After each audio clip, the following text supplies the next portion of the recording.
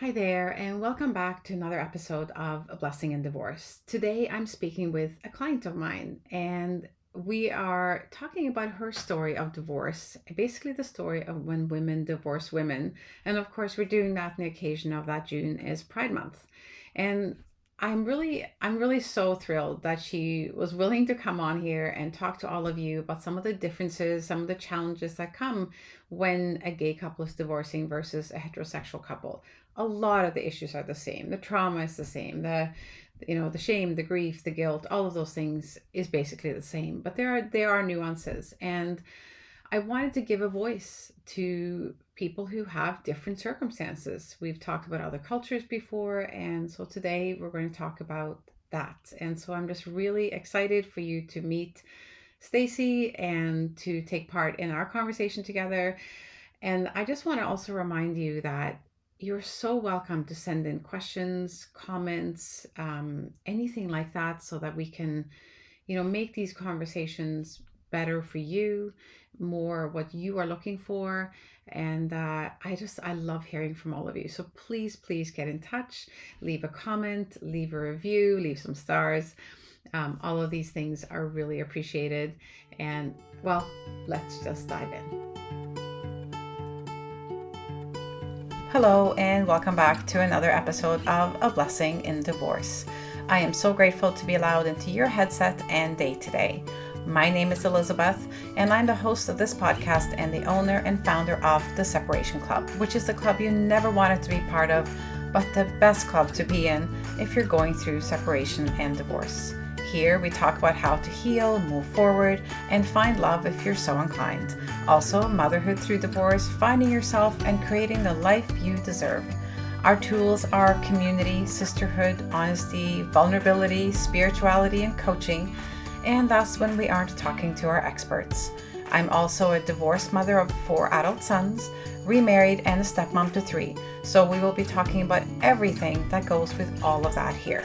If you are recently separated, thinking of separating, divorcing, or even beyond your divorce, but still feeling it, then this is the podcast for you. So welcome back to A Blessing in Divorce. And today I am chatting with a client of mine. She's been with me for a couple of years, I think at least. Stacey's taken a couple of courses with me, and she's attended a couple of my retreats, and we've just spent a lot of time getting to know each other, and I've had the privilege of guiding her through her divorce. And so today we want to share a different story with all of you. And I can let you tell your story, of course, but Stacey was married to a woman. And as a gay woman, the circumstances are different.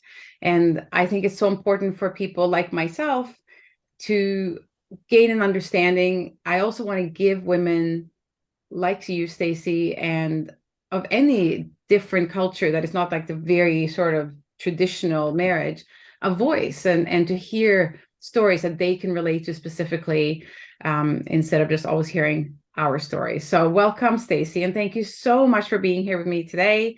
I'm so excited that we get to have this conversation. So maybe you can tell me just a little bit about your story and what you want to Yeah, share with us sure. today. Well, first off, I really appreciate you pushing me to actually do this with you, because it was a little bit daunting joining the group and, having seeing that 90%, I'd say at least, of the experiences of the people in the group were from more traditional heterosexual relationships. And Absolutely. so originally I was a little bit put off by that, but then by having an actual conversation with you, I remember you just sort of hit a spot in me that was, beyond the gay straight, but, at my core of what I needed and who I was and how I could get through this very difficult situation that I was in. So thank you, Elizabeth, Oh, for making that space for me. And my particular situation, so we were together 14 years, and we met originally in a self-development course. And okay. we were both, it was a shamanic kind of a pseudo spiritual um study, and we were assigned homework and partners to go and do this homework and then come back, and it was like we would meet every month, and so we just caught each other's eye, and and then we became partners. She later said, yes, she liked my water bottle. And I don't know, I liked her curly hair, and yeah. So, but it wasn't really, like it wasn't a big spark thing right off the bat. But after doing these, the homework or exercises, we took the homework very seriously, and it was they're very, like, they were intimate things that we needed to share and do with one another, and so we quickly, became far more than just the homework buddies. And so um, then it went on from there, and we didn't immediately just jump in and move in together. Like, I know it's kind of the stereotype of, how often lesbians, after like the first meeting, they're have the U-Haul outside the other's apartment. But we waited a year, and then we moved in together, and we thought, well, she had her own place and she was moving into my place. And so we thought we would try to not have one feel like, or that I didn't want her to feel like she was, having to just enter my own space all the time. So we both let go of most of our furniture, and then chose things together and made the space really, one that felt good for both of us.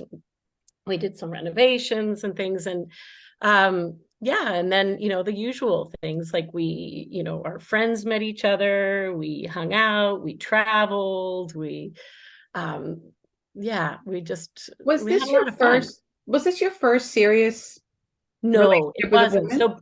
So both of us had prior relationships Okay. with women. So Okay. that hurdle of just, our identity as being gay was not as huge as I know some relationships can be. Hmm. Some gay Hmm. ones are. Yeah, and both of our families were somewhat understanding at that point, of, what our choices were, Even and though they that had were. not always been the case. Well, originally for me, not at all. No, Yeah. it was a very big uh, coming out. And, Yeah. there was like, I was disowned originally. And, it was, yeah, it was seen as I was rejecting everything that had been given to me by my family, instead of just, I wanted them to introduce at that time who they thought was just my roommate. I'm sure they must have known, but my roommate had gone to visit them, and we had been living together for quite a while, and then I finally said that we were more than roommates and this was my partner, but it blew up. It was not Yeah. accepted, and so anyway, but that was before. So with my last ex, at least that hurdle wasn't as bad. Yes. So, I mean, it wasn't, neither of us were like completely welcomed with open arms, but we were accepted, and we did go to family gatherings and things, like just like, I guess, a normal relationship. And then the idea of kids came in, and that was something that I always had wished for, and had even started to think about doing just on my own. And my ex was not really wanting to do something like that. She wasn't sure that would be in her path. She was worried she'd, carry over trauma and all. But anyway, in time, we both came to the place that we would like to have kids. And then, then it was a huge process of how, and whether to go through sperm banks, or whether to go IVF, or to have, and we wanted whoever the donor would be, we ideally wanted it to be somebody that was in our circle, that it would be known but not necessarily too well known, that there'd be a big overlap. So we have a known donor, but and it's sort of like an uncle figure to our two boys. And then 10 years in, so after both boys had so we have both boys, 10 years in, we decided to get married. Okay. And yeah, and for me, that was I was turning 50, and it was I really wanted at 50 to just bring all the little pieces of my life into one place and Mhm. celebrate, because Mhm. that felt like a huge missing piece. And, my whole, like, being gay, we were accepted, we were tolerated, but it never felt celebrated, Yeah.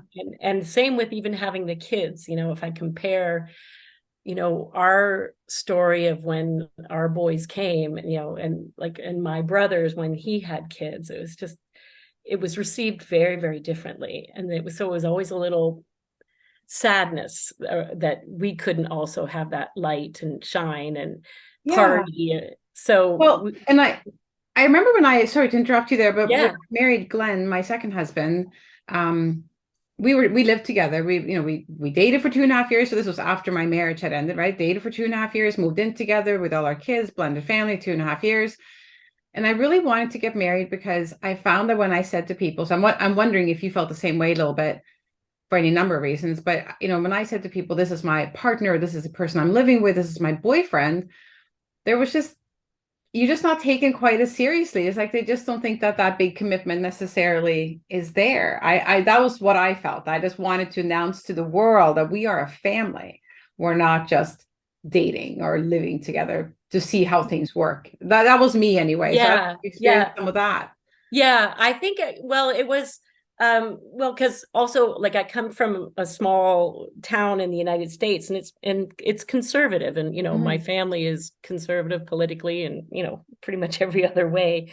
So but I really had the wish that these these pieces could come together and Yeah, somehow do more than just tolerate or accept. yeah.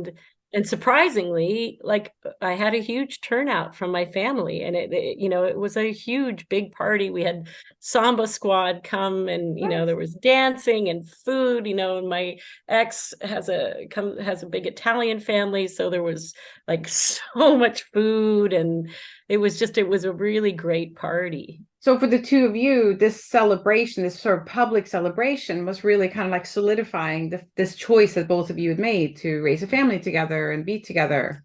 Yes, So this was yeah, just adding the like sort of the public celebration or public meaning, like your families and your friends. yes.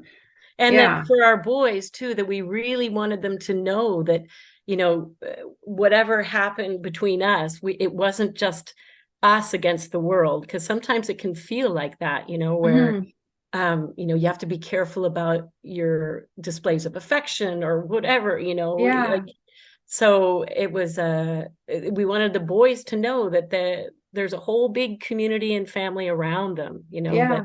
that would be carrying them through whatever it lies ahead. So So little did I know that very shortly after that, it seemed, almost ironically, that we started to have more and more difficulty as a couple. And I don't know, if it was due to getting married, I don't know, but it was sort of where we sort of began losing each other. And then, and it was also like trying to raise, because we had two young boys, and one was very colicky, and yeah, and we were just in different places. My ex was trying to finish school to be able to go and get work, and anyway, and I had a job teaching and was considering, I was burnt out, and what would I do next? And so it was a lot of life stressors that then yeah. sort of caved in on us. And Which is, I yeah, mean, of course, true for any couple, yeah, regardless of culture or race or gender or anything like that. There's so many challenges. It's interesting. You're not the first to tell me that, we were together for years, but then we got married, and 6 months later we were looking at divorce papers. And, you I know, know it's awful, but yeah, yeah, and then, so yeah. you have to wonder too, is there, was there maybe some things or signs that were ignored because of the preparations for the wedding, maybe, or who knows, or maybe it was simply the monumental sort of statement that was being made for your partner, because you said she was the one who seemed to first kind of start feeling that this wasn't right for her. Then maybe there was just something about making that public statement and that celebration that made her almost, I don't know if panic is the right word, but just sort of like, wow. Is this Yeah, really what I want?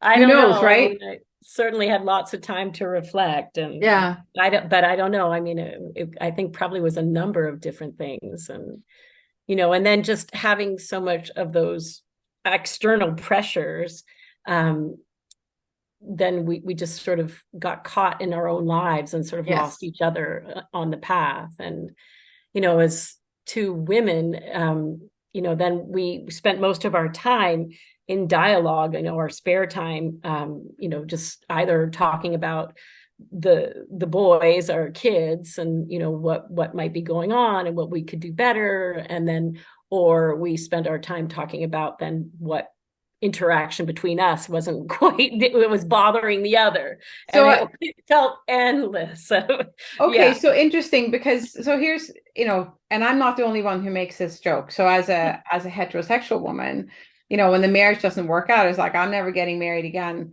Or if I am, it'll be to a woman. And we say it jokingly but we say it because we think that, oh, if you marry a woman, you get everything that you want. You get the communicator, you get the sensitivity, you get the consideration, you get the help around the house. So there's just sort of like, if I get married to a woman, I'll be married to a clone of me and I'll just have a boy toy on the side and I'll be happier than. And so these are jokes that we make. So Yeah. tell me, as a Well, woman I who, mean, it can be helpful with your wardrobe sometimes because if you're okay, not the same size, it's like, hey, that's but my I shirt. am No, that's sure, well, I'm yeah. sure that I just checked off like 5 stereotypes because of course gay women can be messy or Oh poor yeah. communicators or Yeah. Oh, totally. But I do think that there is a level of emotional awareness or yeah. sensitivity that maybe is the same as with a man and a woman. I I can't would speak to think that that, but that I yeah. would think would So be true, but can it then, especially if things are not going well, can it go all the way to the other side where there's just oversharing and over oh, talking? that's what I would say was going on with us, Yeah. 150%. And then my ex was she was really into therapy because she was very outgoing, and Italian background, liked to speak, liked to talk about things. And for me, that was, I did not and I got where all I really wanted to do was binge watch on Netflix or something, and just not Avoidance, right? avoidance, right, and not get into conflict because there's enough of that, and life Yeah. is hard enough. And yeah, so like women, we can in the good times really read one another and be there for in a very different way, I think, than at least in what I experienced with men. But then yeah, it can be a bit much. Yeah. Yeah.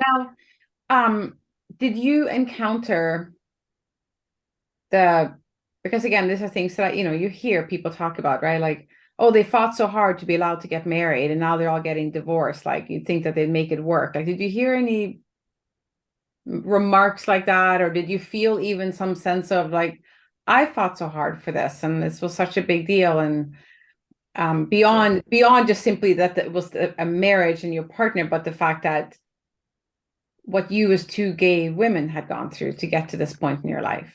Yeah, well, I would say absolutely that, like I have been in the relationships before and they were heartbreaking, and I there was a lot of grief, but having gone that next step of publicly getting married and making a public commitment, and and stepping into the public arena, like this, even just the right to get married was a Mm-hmm. hard fought battle, and Mm-hmm. it still is in some places. So like to have made that fight, that choice, and then all the work that we did to get our children and our boys, and you know like, oh, I mean, it would take 5 podcasts to describe just a lot of what that process is like, Yeah. to go Yeah. as And I two mean, gay women to have a family, and yeah. so all of those things, like it's not left to chance. There's no accident. Like it felt like we really had to be so aware in the future that we were wanting and creating, and we had so much at stake in creating that future. And so, when and then who knows if it's also like about cultural conditioning, but it's like, for me, it was like for better or worse. And, so when we hit the hard times, it was just like, okay, like, let's just get through it, through the young years. So until then we can find time where we can see each other again, or date again, or laugh again, or do all those things that we used to do in the beginning that brought us closer, Yeah. and not Well, just doing more endless therapy with each other, yeah. which So is, you know, I think it's so true, for so many couples, regardless, of course, like, there's just stressors of life, but it's, you know, I guess I wonder if you felt, like I said, again, some of that hesitation to tell the world that this wasn't working because of the battles that you had to fight. And in some ways, I would think that some of your battles, or some of your challenges, rather, more than battles, challenges, are comparable to heterosexual couples, even, who had trouble having children naturally, like, who would have to go through all the infertility struggles. So they would have yes, experienced some of the similar yes, yes. issues as the two of you went through, like, just, different, but still, it wasn't Mm-hmm. just happening the way that, Yes. Yes. nature intended, right? No. Right. So, but, Yeah. I mean, I've certainly spoken with women who are divorcing men, but who also went through tremendous infertility struggles, for example, and finally had children, and here they are. So, so very much the same. But I guess, yeah, I still wonder, a little bit about, did anyone actually even say anything to you about that? Like, how, I thought, I'm asking, I guess, about stereotypes. Did people behave ignorantly and say stupid stuff and make jokes, and About the breakup, or about, about, because you were gay? Like, did they attach the oh, fact that you were gay to their comments? well, I mean, I wouldn't say, not really that much Oh, that's about the good. breakup, as much as, along the way of, like, going and then having children. Like, there were a million things said, and, like, well, did you have sex with him, and did you, all these things, well, who's the dad, and, and it's Very personal. so, well, but there's a feeling like that's okay, and then you're out there together as a couple, and it's like, well, where's the dad, and there's the two of you there. And Yeah, even yeah. like when like I would go and pick up the boys at school, and I usually was busy at the time, so it would be my ex who would do the pickup from school. So most of the kids knew her, so that when I came, and the boys obviously had a really close bond with me, but the other kids didn't know me, they're like, well, who is this person? Whereas, if it were a man, it's like, oh, is that your dad? Right. So, and it'd be like, well, who, like, so anyway, yeah, I ended up being the grandma, was the assumption that, came then. But as far as the breakup, because the breakup was super messy, Hmm. so there wasn't so much I mean, I certainly felt shame, like, and like I'd failed, and I had put so much hope and work and, um, yeah, dreams into this life that we were creating, and the life we were creating as a family, that when it went shits, and it blew up awfully, and it blew up the whole community, because there was an affair, and it was with someone who was also in our local school community, and even though we're in a city, like, it's a tiny little bubble, and so it became divisive on both sides. And so that was probably the hardest part of, Yeah. you know Well, and um, the gay community is tight knit and small as well. So, yeah, I would think, even among those friends, um, it would have been, yeah, like you said, divisive, and yeah, having to yeah, choose sides because of that, which of course can also happen in heterosexual yes, couples as or well. if you're in a There's small always a, town, or, yeah, for sure. yeah. Yeah.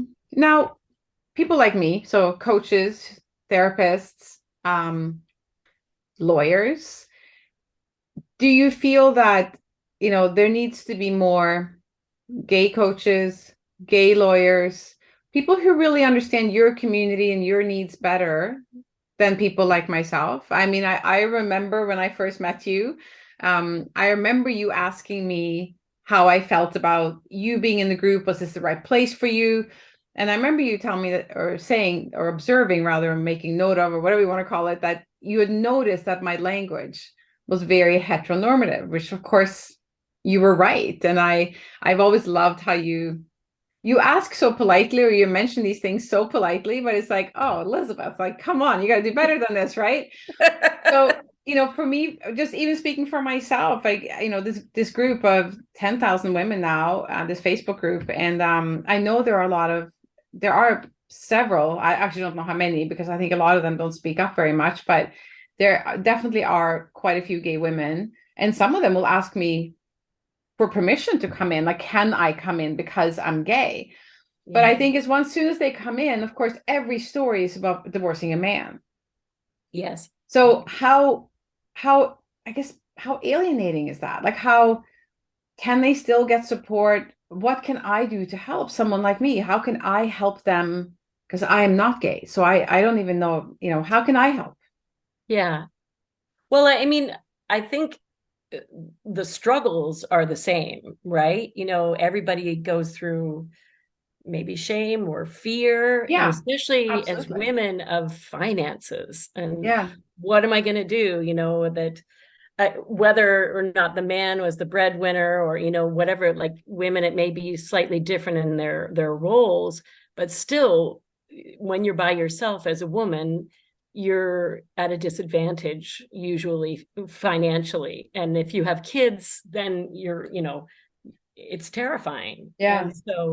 And and what I found also in the group was that it helped me, like, I would see somebody who could speak the other side of the story, whereas from my ex I had very little sympathy, and compassion, I guess, in the beginning, because it was just so consuming.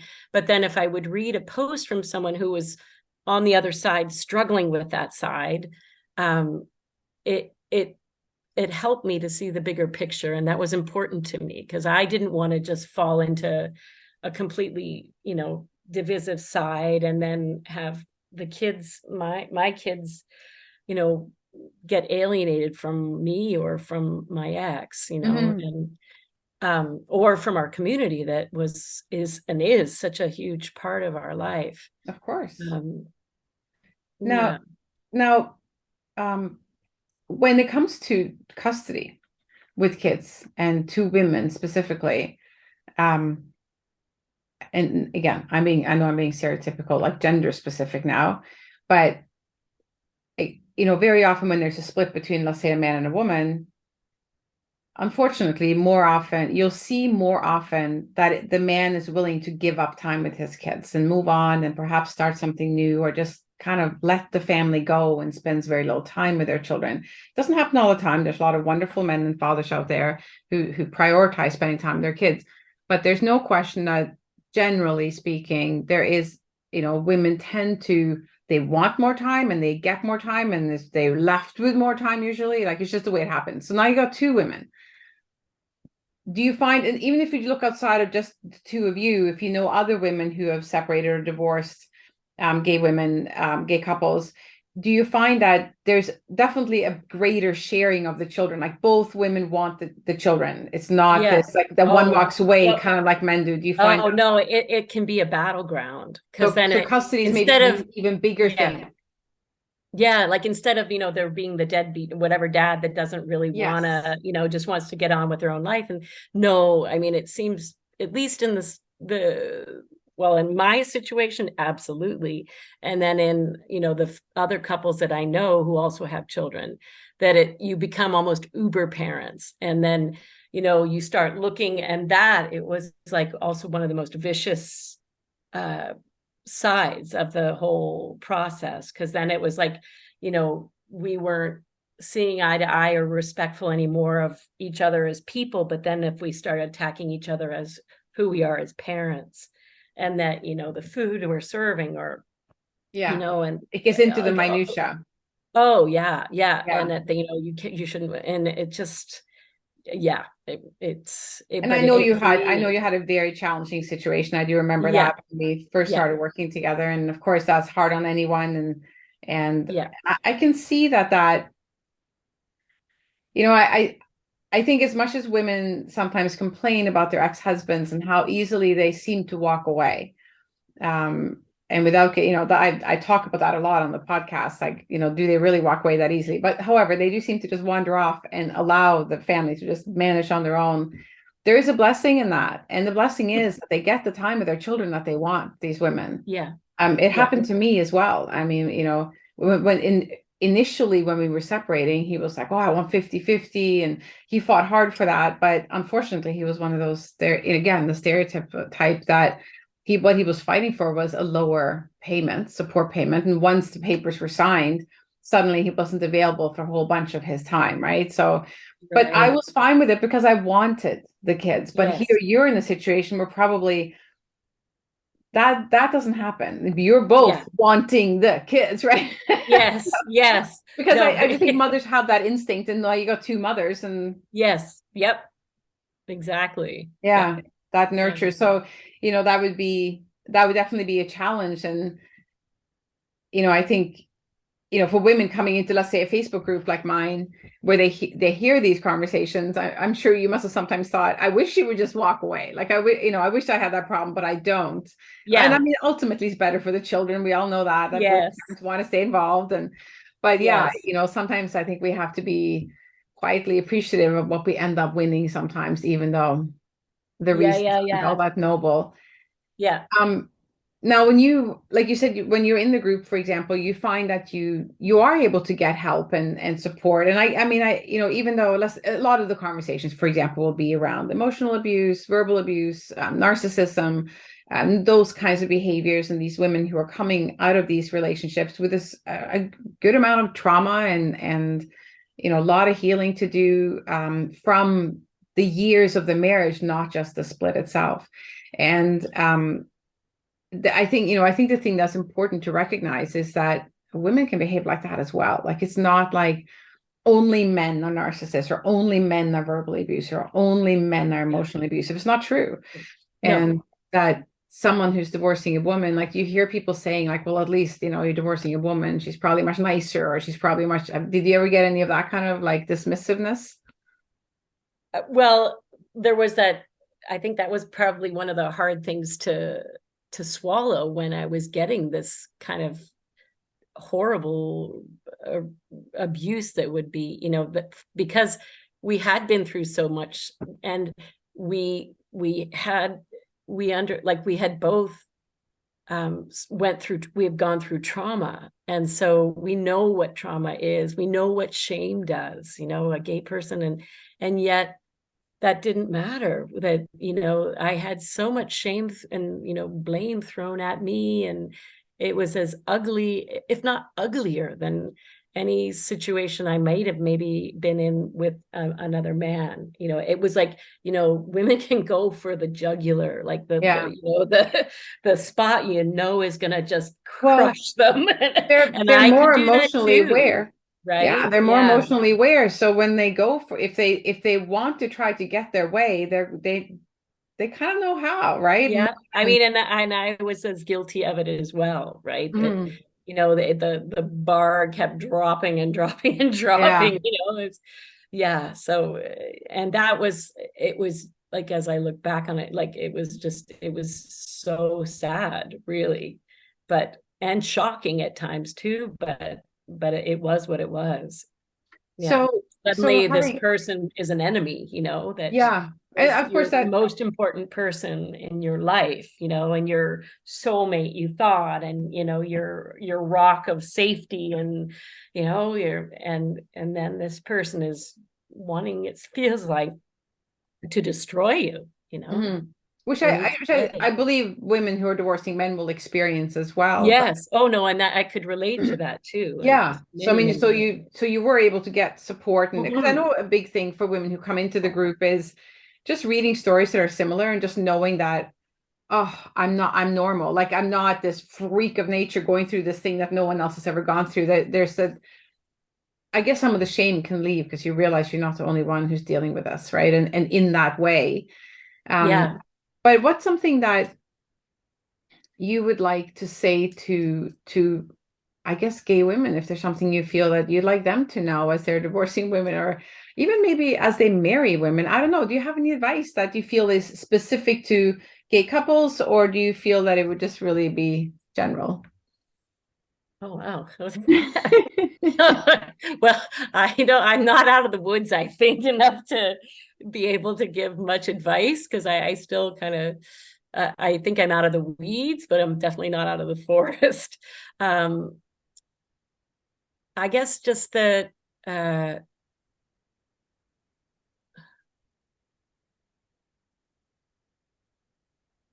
we're not really that different. We are very different, and yet not, Mm. and that we can draw support from all sorts of places. And Yeah. it doesn't have to just be some gay um, therapist or person that, Okay. has that background and has that personal experience. I think, in some ways that can help, but I think, the experience of going through this loss of, what your your primary relationship Yeah. is it hits everybody, and especially as women, because that relationships are everything, right? Well, that's what we're taught. That's Mhm. how we grow up, and that's how we see the world. And And that so, gets brought into a gay relationship just like it yep, does into others, right? totally, yep. Yeah. Yeah. And you So, have two. Yeah, no, I think that is so true. And I think I guess, it would be really important for anyone who listens to this and comes across the Facebook group, for example, or something else, like just that there is support for everyone. And I've often said, if you're going to take advice, you're going to lean on someone who thinks like you do. And what we need the most when we're in a crisis like that is someone who's going to not judge, not try to change your mind, not tell you to do things in the way that is not right for you. So, I've always said to people, when it comes to parenting, getting married, and divorcing, you need to find your people who think like you do. So, like, have the same yeah, value system, I guess, is a better way to put it, yes, the same no, value totally, system, so that yeah, when you go to them for advice, or you just go to unload or vent, they're going to rally, and they're going to say the right things that you need to hear to feel better that day. That's ultimately what we need on our bad days. yes, yeah, And I think that's one of the big things I know about the Facebook group, that the women in there love, is that everybody there is going through divorce. So everybody in there knows what it's like. Everybody understands the embarrassment, the shame, the devastation, the sleepless nights, all those things that maybe someone who hasn't gone through it eventually, after, a certain period of time, are like, oh, come on, you got to get over it now. Right. But whereas yeah, that's yes, not how it works. Right. So yes, yeah. I'm And I glad. think that's like, that's what drew me to working with you and going deeper into the courses and all the other things, the retreats, is that, when I spoke with you, like it was you just really spoke to the part of me that, I needed to step up. You called my bullshit. When I was starting to wallow and, feeling old and alone, and how will I, get work, and, and just, it is like that, it's bullshit. And I knew it was bullshit, but I needed somebody to just say, yeah, come on, you're more than that. And I knew that, but it was at that time hard to remember that. So Yeah. yeah, and then you forming that with the group, and the group I too that found was helpful too, because my whole community, neighborhood, school community, even my work, everybody was like, you know what really happened, and what's going on now, and well, I heard this thing from, so it was so much gossip, so much hurt from everybody. Well, I heard that so and so did. And I wanted a space that was much more anonymous in a way, Yes. that Yes. I could read People these you're people not going to and see on talk the about it. street the next day when Yeah, you've just yeah, told yeah. your And story. then it gets back to your ex, and did you say that to, Yeah. and what? Yeah. Now, the So one thing that I run into when I have a woman come in is they'll ask me, like, a gay woman, it's like, as a group of women, is it, they'll say, like, is it possible for my ex to come in here? I'm like, well, I guess it is. And so I have, that never crossed my mind. well, why wouldn't she, right? Like it's Right. a group for women. So it's a legitimate concern. So what I've Oh, said to them is I'm before they come in, like they'll send me a message and say, how do I know my ex is not in the group already? And so I will check for them. And it's like, no, she's not in here. So come on in. And then I kind of say to them, like, you just might want to pop into like you can search for members' names, and just make sure she's not there, or choose to post anonymously, right? So, right. which is a great feature for that. But yeah, I mean, it's been one of those things, like the first time somebody asked me that, it's like, I guess it's possible my ex could already be in this group or could come into the group. And I'm For like, me, that's just what pride is about. No, no, I didn't even think about that for this. well, and it's you know I mean, I can't. I couldn't. There's like I said, there's over 10,000 women in there. I couldn't possibly monitor. I won't remember someone's name. If you told me her name, I said, oh, I would be lying if I said, oh, I'll remember. I'll make sure she doesn't come in. But that's so that's another set of problems. But yeah, Yeah. but it's no, it's a the circumstances, what I'm hearing from you is that the circumstances are different and the dynamic in the relationship is different. But the fundamental, like the basic pain, trauma, grief, anger, all of those things, that's the same. Like that, Yeah. that emotion is the same regardless of who you're married to and who you're divorcing. And, shame is shame. It doesn't Yeah. really matter. Yeah. But that, I think then that's why the use of language that is what heteronormative, but where you would say, well, husband, your husband, and then immediately if you use language like that, it discounts my experience, even though it is my experience too. But suddenly I'm on the outside of what you're sharing, because Yes. it feels So like you're I've really speaking. tried to change my language And and I've noticed that, but it's very easy to, and men are this and that, and well, and so again, a yes, woman is coming out of a marriage to a man and she's yes, suffering and she totally. feels No, no, totally. Yes. she can't, and it's not really probably within her to think about that at that Yeah. time. Yes. Um, but Yeah. but no, but I have found when gay women post in there and share, and they'll usually just start off by saying, I'm divorcing a woman. So that's kind of like their way of saying, like, just so you know, right? You got to And out they yourself post, first. Yeah. yeah, and Yeah. then they post their problem, which Yes. could be anyone. Yeah. And I have, which has been nice to see, is that the women have been incredibly supportive. Like they are, like they still just give the same kind of support, the same kind of advice. The only thing Yes. you don't see in the stream like that is all men, like all men are. You just miss, Yes. you just skip those comments, thankfully. So Yes. I've been really pleased to see that people have been receptive, but I think there's no question that um there's a lot of gay women who are not posting, because I know there's more gay women in there than I see posting.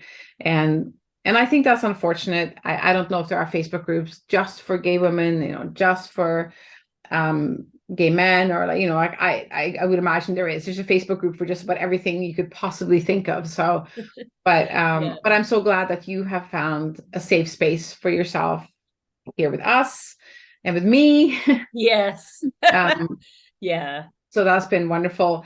Stacey, I think we've covered a lot of things today, and it's been really so lovely to talk to you. I know I know I kind of dragged you a little bit kicking and screaming into this, but I've always so valued our conversations, and you're someone who's always challenged me, and you remind me that I'm being very, you know, old fashioned or whatever you want to call it, just outdated in my language sometimes or in the way I think of things. And I love that you do that. And I hope you continue to do that. And it helps me grow and be able to serve everyone better, regardless of who they're divorcing and what their situation is. So I thank you for everything you've brought to the group and all the value that you have brought and shared and support you've given to women in there.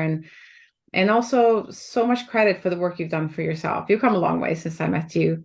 You were in a bad spot. No, it's in no way like you were a mess. It's not about that. It's just I love seeing when I often meet women when they're at their worst. That's why they come. Um, but here you are 2 years later, and there's such a massive difference. So I just wanted to say I'm super proud of you, and I just love to see this weekend, to those of you listening, I'll wrap up with a little story. So she was here at my lake house. We had a weekend retreat, and it's the second time Stacey's come to join us. And the weather was beautiful, so I invited her out to go on the back of my Sea-Doo with me. And so the thing with Stacey that's so awesome, everyone, is that when you say to her, hey, do you want to do this? She's like, okay, even though she was kind of terrified about it. She's never done it before. Totally terrified. So she gets on the back of it. I take off, shrieking across the lake, right? Stacey shrieking. I just felt this grip around my waist, like it was just like locked. I'm like, if she goes off the back of this thing, I'm going off the back of this thing. Like there was, but you stayed on, and it was a very civilized ride. But it was just so much fun to do that with you and to be part of a new experience, and what you always bring to the women that come here, like the group that we a year ago when you were here, and then this year when you were here. It's just been so special. It's been so such a learning experience for me, and I've gained so much from you. So I want to thank you for that, and thank you for being here today with me. Oh, Elizabeth, thank you for pushing me to actually do this. It's not my favorite thing to talk about myself and all this, but look at us. We talked for we did. We could probably still keep going. Thanks, Elizabeth. So, thank you. And thank you to everyone listening. And Stacey, I'll talk to you again very, very soon. Okay, great. Thanks, Elizabeth. Good night. Bye. That was such a wonderful conversation, and I'm always so grateful for our guests and the people who are willing to come on here and share their stories with me, but also with all of you. So I hope you enjoyed that as much as I did. Before I run off, I wanted to just talk to you a little bit about the retreats that we mentioned. She's come to my courses and my retreats. So I just ran a retreat at my lake house this past weekend, and she was there, and we had a wonderful time. There were some other amazing women there as well. The next one is happening in September. There's also a retreat in Costa Rica. So yes, we go to Costa Rica. This will be our second time. There's only 3 spots left. So I'll leave all the information for that below. But we go on an incredible self-discovery, self-exploration, self-love journey. It's not a divorce focus, meaning like we don't sit around and cry about our divorces, because who wants to go to Costa Rica and do that, right? No, we sit and talk about what we want, what our dreams are, what we love about ourselves. We just really dive into the self-care and the self-love. And so we do a journey home to you through the chakras in Costa Rica, where we connect with nature, the beach, the Pacific Ocean, the monkeys, and most importantly, each other. The sisterhood that's experienced at the retreats here in my home that we just had, and the one in Costa Rica. And by the way, there's going to be more coming up in Europe, so stay tuned. But let me tell you, they're incredible experiences. It's just life-changing, and I don't even know how to explain it. It's the hardest thing to explain for me for some reason, but it's just something happens when a group of women come together and just allow themselves, surrender to the group in a way, and just allow themselves to be healed and supported and loved and carried forward. And so everybody does that for each other, and it's just so powerful. So I'd love to tell you more about that as well. Of course, everything is in the show notes. So take a look, check it out, see if you want to be one of the 3 people that can still come with us to Costa Rica in March, or if you want to come to my retreat here in September. I'd love to meet you, and let's have a wonderful weekend together. So with that being said, I wish you a beautiful day, and I will be back next week.